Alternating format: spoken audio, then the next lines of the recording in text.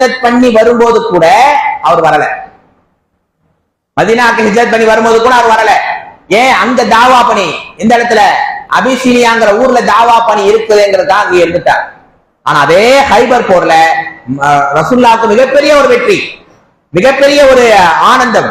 அப்படியே மதீனாவுக்குள்ள வெற்றியை முடிச்சுட்டு வராங்க. ஜாஃபர் ரலியல்லாஹ் அவங்க மனைவி மக்களோட அபிசீனியால இருந்து எங்க வராரு? மதீனாவுக்குள்ள வராரு. நான் சொல்ற வரலாறு கவனிக்கிறீங்களா?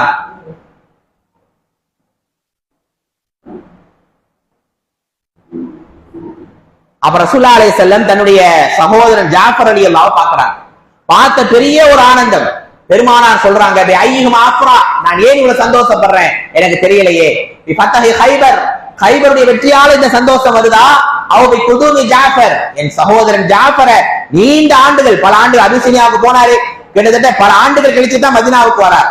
அந்த சகோதரனை பார்த்த சந்தோஷமா அப்படின்னு கேட்கிறாங்க.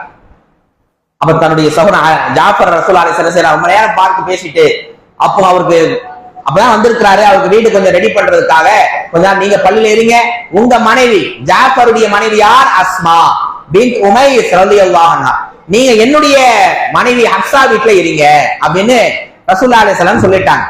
ஜாஃபர் ரலியல்லாஹுடைய மனைவி அஸ்மா ஹப்ஸா வீட்டுல ரசூலுல்லாஹ் தங்க வைக்கிறாங்க. ஹப்ஸா ரலியல்லாஹு அன்ஹாவுடைய வாப்பா யாரு? ஹப்ஸா ரலியல்லாஹு வாப்பா யாருங்க? உமர் ரலியல்லாஹு. ரசூலுல்லாஹி அலைஹி வஸல்லம் மனைவி தான் ஹப்ஸா. ஹப்ஸா ரலியல்லாஹு அன்ஹாவுடைய வாப்பா உமர் ரலியல்லாஹு. அப்ப மகளை பார்க்கிறதுக்காக உமர் ரலியல்லாஹு ஹப்ஸா ரலியல்லாஹு வீட்டுக்கு வராங்க.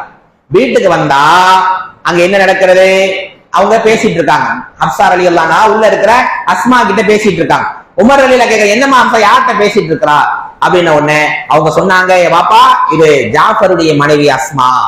அப்ப உமர் ரலியல்லாஹு விளையாட்டுக்கு தான் சொல்றாரு, ஓ அவங்களா, அவங்க இப்பதான் மதீனாக்கு வந்திருக்கிறாங்க, நம்ம எல்லாம் கஷ்டப்பட்டு உயிரை கையில பிடிச்சி மதீனாக்கு வந்தோமே, ஆனா இப்ப பாருங்க அவங்க எவ்வளவு ரிலாக்ஸா வந்திருக்கிறாங்க, அவர்களை விட நமக்கு தான் நன்மை கூட.